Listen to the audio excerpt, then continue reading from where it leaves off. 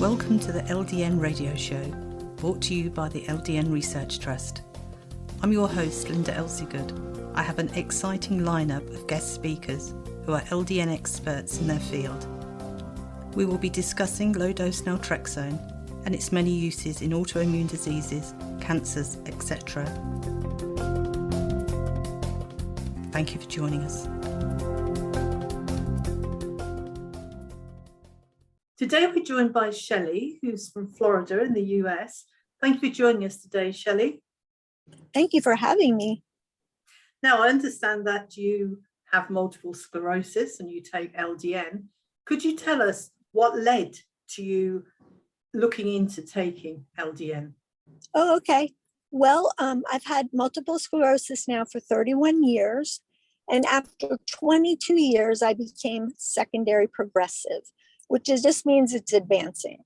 So I did a lot of research and found out about diet, et cetera. And I found a great Facebook page that really changed my life. And I noticed people were talking about LDN and I didn't really understand. And I didn't really know why they needed it. And it didn't seem to be a concern for me until about 6 months ago, I started having really horrible pain that was brought on by 3 bulging discs in my C-spine. And the pain was radiating out to my hands and was also causing a very horrible muscle knot in my rhombus area. I saw a chiropractor, I saw a pain doctor, I saw a GP, and nobody could seem to help me. I did Lyrica, a cycle of Lyrica for 10 days, and it made me feel really insane and almost suicidal. So I told the pain doctor I needed to come off of that. We tried a pediatric dose and it was still kind of yucky. So the third time I saw my pain doctor, I said, hey, I've heard about this LDN. Can we do LDN? And he had to leave the office for a few minutes and go look, or leave the exam room and go look on a computer in his office because I don't think he knew a lot about it. When he came back in, he said, I don't know if it'll work.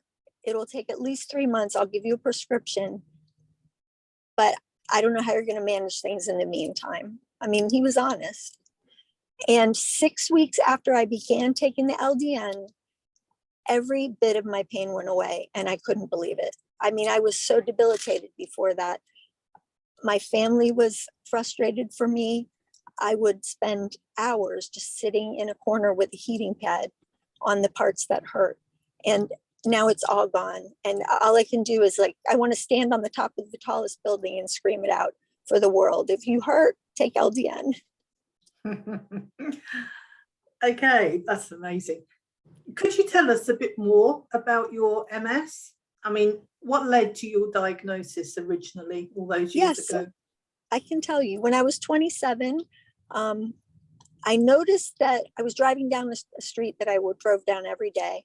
And I noticed it almost looked like a mirage in the distance.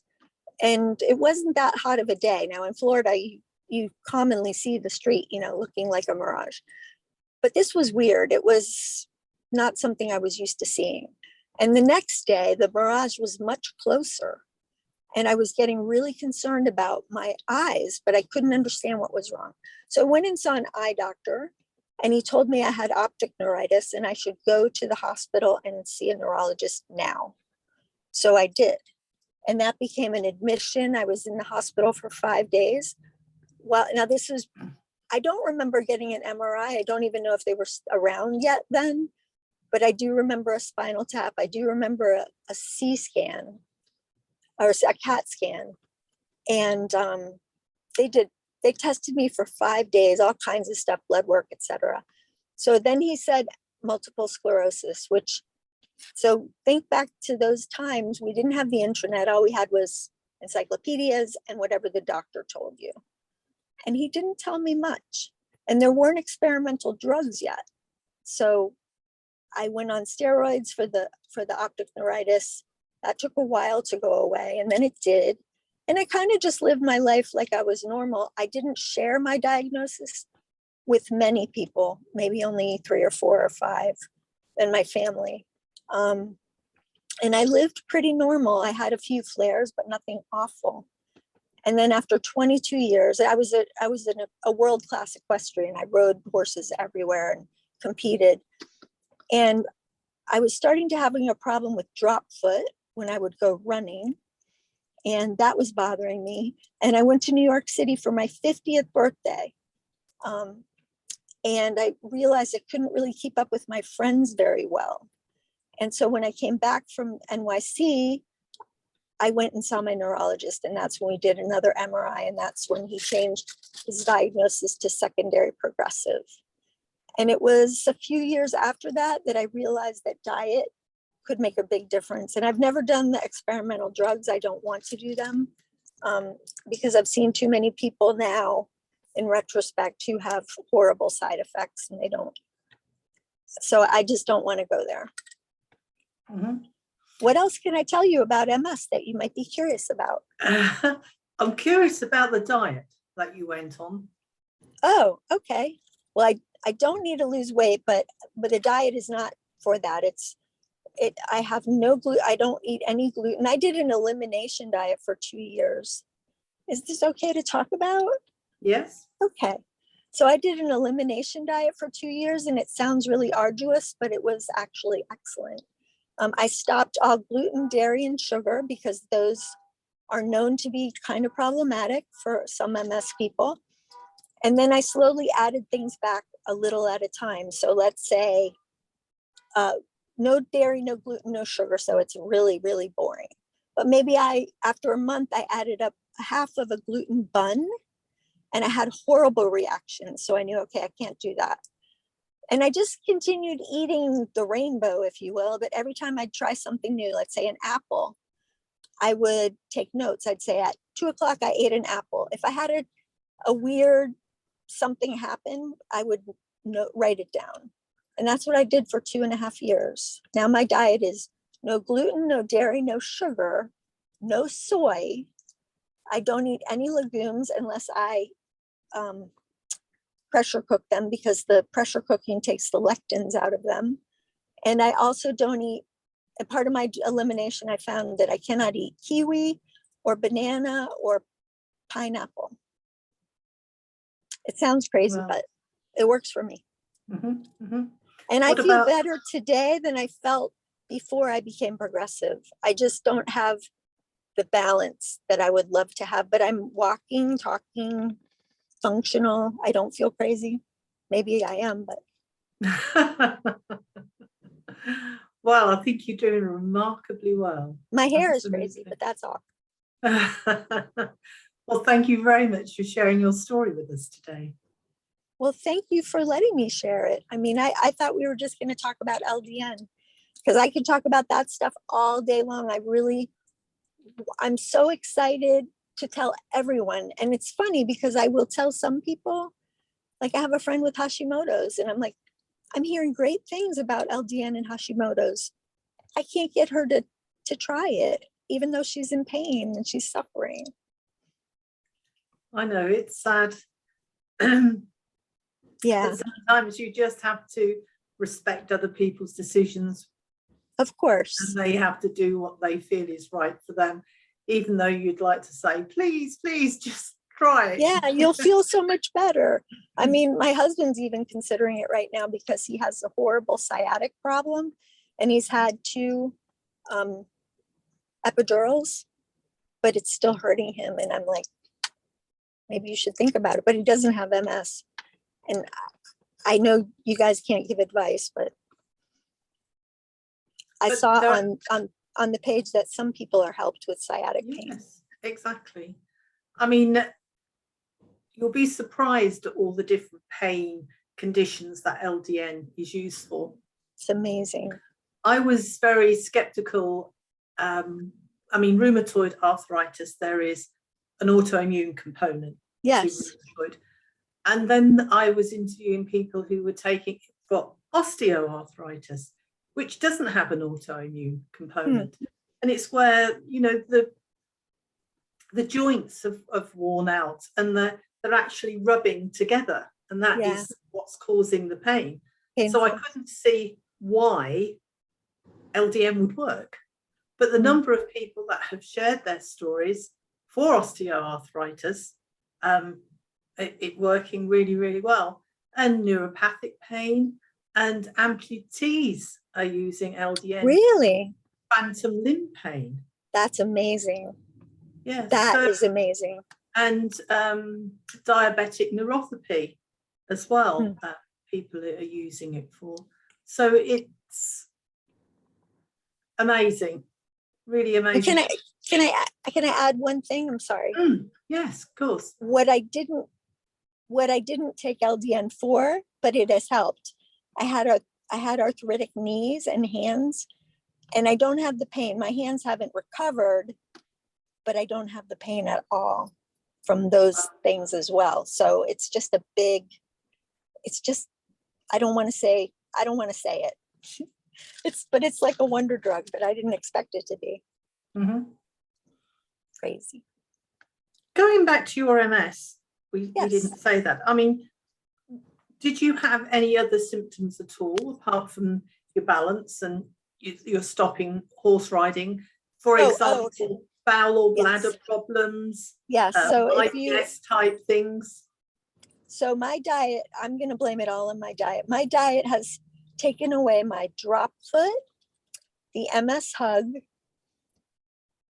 bladder frequency, bowel incontinence, vertigo, migraines, and there's some other things, but it hasn't improved my balance. But all those other things, like the drop foot, was happening a lot before I went to New York. And yeah, all those things are gone once I started eating clean. It was really exciting. And some people almost resent me for it. One person said, well, you're just bragging. I'm like, I'm not bragging. I worked really hard. You can do this too. I'm trying to give people hope. I'm excited to give people hope. And what do you do when you eat out? Because that is rather problematic, isn't it? A little bit, yeah. I mean, I did do a food sensitivity test. Like, even though I did all my elimination, I did a test also, and it showed that chicken was not good for me, which I didn't realize. So I don't eat any chicken at all now. Even when we go out, I'll either eat. We just had lunch and I had steak tips. I'm sure they weren't grass-fed, but beef is much kinder to me than any other meat, so I don't mind it. So I had steak tips, sweet potato fries, and some salad. And we don't eat out often, but today we were celebrating Mother's Day a day late. Oh, how wonderful. Yeah, my daughter's pregnant with her first baby, so it was a double Mother's Day. Oh, when is she due? The end of September. So we're excited. That will go quickly. All right, I do take a lot of supplements. I'm always quick to say that I take a boatload.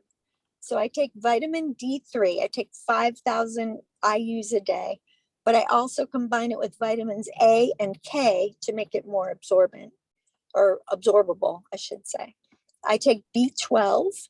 I've since had to cut my B12 down to every other day because my level got to 2,000, and my doctor said she was very happy that it was that high, but she wanted me to just take it easy. So now I take it every other day. I take boron. I take collagen, which has my skin looking fantastic.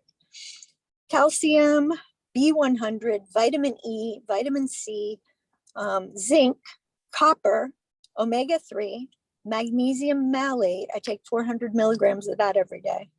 Magnesium glycinate. I just take a small amount of that because I was told that was a good one. Manuka honey, which they say is God's antibiotic. Potassium, quercetin, taurine, PQQ, lion's mane, CoQ10, turmeric, amazing grass, and folate. So that's a lot. And you take those every day? Every day. Well, except for the one that I told you I take every other day, the B12. Yes. And I also take copper every other day because it's a metal, but it's a necessary thing to have. So I need some copper in my diet. I just don't want to overdo it. Okay. So I take a lot of supplements, and I've found that each of them, when I add there's been a couple that I've added that have been bad for me. So I had to take them out. For instance, black seed oil is supposed to be very good. And I would encourage anyone who can take it to take it. But black seed oil for me gives me really bad spasticity. So I don't take it anymore. And also alpha lipoic acid is very healthy for MS people. But the ALA that I've tried has given me an upset stomach. So if I can find it in another form that doesn't upset my tummy, I'll do that. So I've had a really big difference with my supplements, and I've lost a lot of weight on that way of eating, not on purpose, but it's really hard to sustain my weight with no dairy. I think I was getting most of my calories from that. My old favorite meal was a triple decker peanut butter and jelly sandwich with a glass of chocolate milk. So you can imagine, like, I was never fat, but I don't have an ounce of that on me right now. Unfortunately, I'm at 84 pounds. So I talked to a doctor recently, and this is another encouragement that felt so good to me, because I spent 2 years worrying about how am I going to live if I'm so skinny. I was panicking, thinking I was going to die of starvation. And I talked to a doctor, a friend of mine who's a geriatric physician, and she said, Shellie, as long as you're taking your supplements and eating healthy, you will be fine. I have many patients who are tinier than you. And she said, people with autoimmune conditions often revert to a very young metabolism. So I think that's what's happening with me, is that every calorie that goes in is getting burned. I'm not really exercising much because that's hard when you're progressive. If I exercise for 10 minutes on my stationary bike, I'm out for 3 hours. So I'll exercise a little and do things like that. Any questions or comments you may have, please email me, Linda, Linda, at ldnrt.org. I look forward to hearing from you. Thank you for joining us today. We really appreciated your company. Until next time, stay safe and keep well.